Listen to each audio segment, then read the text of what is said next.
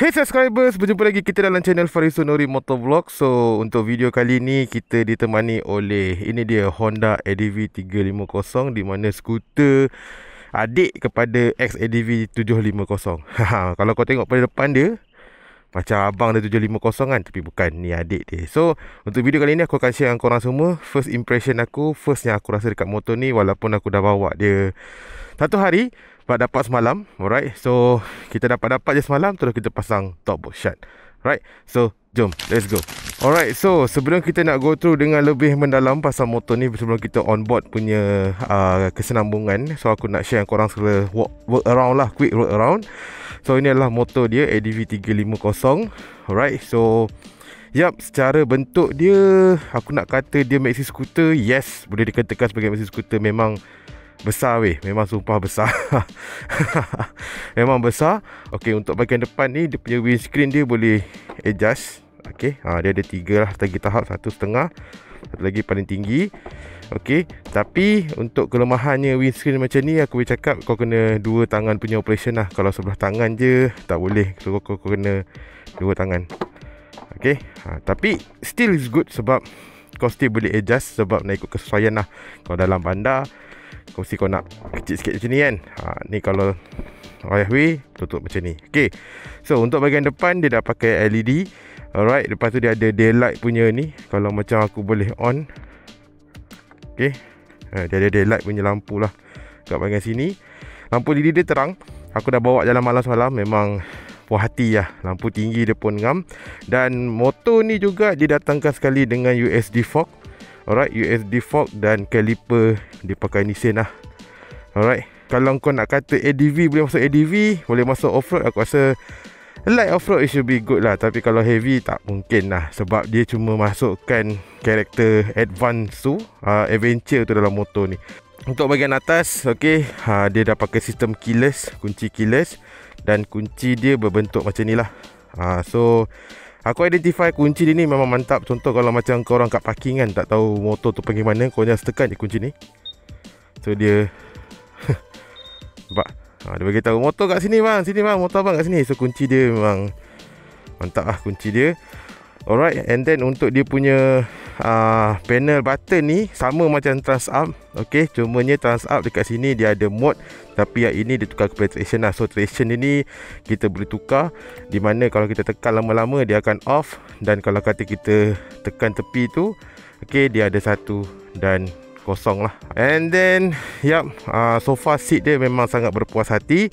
Dan engine dia 330cc dan menghasilkan 29.2 horsepower dan juga 31.5 Nm torque. So far ini memang pergi, memang pick up, memang pergi. So tayar depan belakang adalah depan 15, belakang adalah 14. Dan untuk dia punya suspension, dia dah datang sekali dengan suspension Showa. Okay, so Showa ni bukan belakang sahaja, tapi depan pun dia pakai Showa. See, Showa. So it's premium lah, sebab Showa ni selalu motor besar je pakai. Motor-motor yang bawah 500 ni jarang lah pakai. Ni dia punya kokpit dalaman dia lah. Okay, ni barang aku. Dan yang paling best sekali, ini antara aku nampak kelebihan Honda, dia ada provide dia benda ni. Jarang aku jumpa skuter yang ada benda ni. Okay, aku tak tahulah skuter lain kan, tapi untuk China ni aku tak pernah lagi bawa. Tapi kalau untuk macam skuter, aku pernah banyak skuter tu bawa, memang tak ada benda ni lah. So dia dah bagi tahu untuk kompartmen punya ni. So memang sangat-sangat bagus benda ni. Aku memang suka. Dan yang paling kelakar sekali, masa aku mula dapat motor ni, aku cakap, mana ada kompartmen dia? Selalu skuter ada kompartmen kat bawah ni kan. Sekali aku cek-cek, rupanya dekat bahagian tepi ni. So tekan je sekali, dekat tepi ni dia ada dia punya charger Type C. Okay, ni charger kat bahagian dalam dia ni. Dia ada double stand. Dan so far itulah dia secara overall yang aku boleh cakap. Jadi sekarang jom kita sambung on board review. Let's go. Alright guys, macam biasa sebelum kita nak memulakan kita punya persharingan so kita layan dulu dia punya speed. Let's go. Bismillahirrahmanirrahim. Berapa dapat top speed dengan motor ni, kita cuba.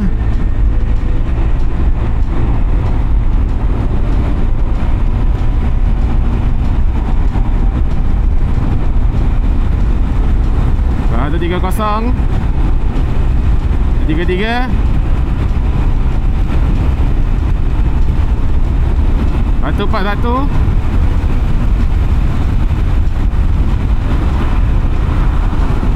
Habis dah 141. 141 lah, 142. Okey, kita cuba lagi. Kita cuba lagi. Sabar. Kita teruskan mencuba 143. Kalau turun flyover ni berapa boleh dapat? Kita cuba. Okey, dengan pantau flyover 143, 144, 145, 146, 147, 147, 147 last, 148, 147 balik, 148. Tunduk udang sikit. Lagi turun tunduk udang. 148 lah, 148. Aduh, ya Allah. Suspension dia menarik lah. Showa kot. Come on lah, Showa kot. Come on lah. Wih, tak rasa. Kalau naik seorang tak rasa lah. Kalau aku bawa bini dengan anak aku rasa mungkin terasa sikit lah kot. Tapi kalau seorang tak rasa dah. Gila. Showa mat. Ui, mantap sekali rasanya, mas. Kita lain corner sikit. Wah, Myvi ni nak pergi mana? Myvi nak pergi mana? Hey. Kau KL ni, kau kena duduk dulu sebelum bergerak tu. Kau kena duduk dulu tengok. Jalan sekarang semua bersimpang siur dah sekarang ni. Tapi motor ni memang, wish, kau tengok ni ha. Wah.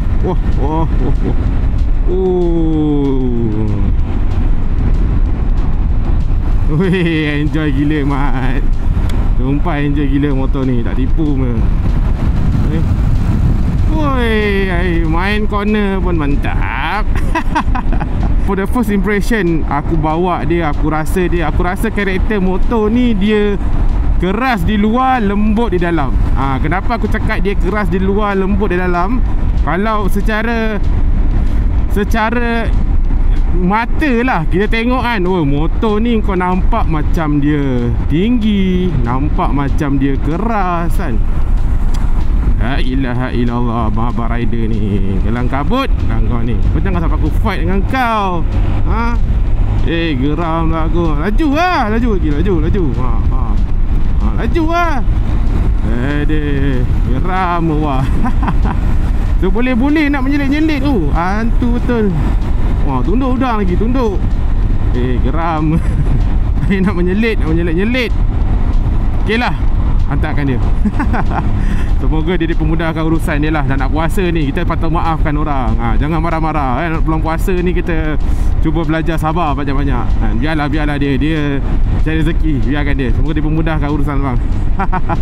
Alright, so karakter dia macam aku cakap, dia keras di luar, lembut di dalam. Kenapa aku cakap macam tu? Disebabkan kalau kau tengok design dia, kau akan nampak dia macam, uish, ini motor ni macam nampak macam solid. Yes, nampak solid tu. Aku boleh cakap dengan korang, aku sokong benda tu sebab motor ni bila kau bawa, kau dapat rasakan dia punya terletak dia tu, dia punya padat, compact dia tu. Kau dapat rasa tau dekat motor ni. Daripada segi dia punya handling, daripada segi dia punya everything lah. Benda yang dia dah design, apa yang Honda dia design dekat EDV350 ni, kau dapat rasakan dia punya dia punya padat dia tu, compact dia tu. Kau dapat rasa, kau rasa macam, oi, everything rasa terletak macam tu. Kau tak ada rasa lopong-lopong ke apa ke, tak ada. Benda tu memang tak ada. Itu aku nampak, aku kata dia macam keras di luar. Tapi bila kau bawa, kau dapat rasakan kelembutan enjin tu, smoothnya enjin tu dia pergi dekat motor ni. Yes, kau akan dapat. Di mana dia tak bagi power tu terlampau drastik tau. Walaupun dia horsepower dia 29 dan dia punya torque dia adalah 31.5, tapi dia tak bagi kau macam betul-betul macam boom macam tu. Tak, dia akan smoothkan. So benda tu, teknologi tu ada dekat motor ni.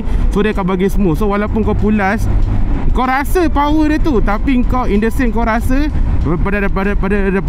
pada masa yang sama kau nikmati benda tu. Kau faham tak? Kau rasa macam, dia punya pergi macam macam tu. Dia bukan delay, dia macam Honda dia nak bagi macam lebih smooth kan. Dia lebih smooth, lebih menarik. So macam ni. Macam lalu. So far dengan motor ni aku tak rasa susah untuk mencelah, sebab handlebar dia agak lebar. So senang lah kita nak mengemudi motosikal ni. Kalau handlebar dia kecil macam ni payah sikit lah. Kalau handlebar dia besar macam ni aku suka. So kau memang enjoy lah, serius. Motor ni memang enjoy. Itu karakter yang aku dapat rasa dekat motor ni. Alright. Dan untuk saingan-saingan dia, aku tak pernah bawa Forza, aku tak pernah bawa Forza 300. Tapi aku dapat rasa Forza tu dia more kepada city use lah. Tapi kalau yang ini, dia more kepada crossover punya segmen. Maknanya untuk korang bawa jalan jauh, untuk korang macam nak travel jauh ke, untuk penggunaan yang lebih lasak sedikit. Macam korang nak masuk macam light off-road sikit ke, that will be this bike lah. Tapi kalau Forza tu dia macam more kepada city use lah. More kepada street use, city use, ataupun urban city use. Urban city punya dia macam more like city lah. Macam bandar, macam kau nak pergi kerja. Dan kenapa aku cakap dia boleh masuk light off-road sikit, sebab dia ada option untuk offkan traction tau. Traction control ni kita boleh off. Kalau kau tekan lama-lama, kau akan nampak logo dekat sini macam naik kan. Logo T tu dia pangkah. So maknanya traction control tu dia dah off lah. So kalau kita masuk dekat off-road tu, dia macam apa? Abang Askar. Jap. Terima kasih for your service, brother. So kau akan dapat rasa dia punya tayar tu dia boleh power slide sikit lah kan. Main sliding sikit kan? Macam main macam tu. Alright. So that will be the one. Dan untuk motor ni aku tak, bang, bag terbuka bang. Bag terbuka, terbang makanan lagi.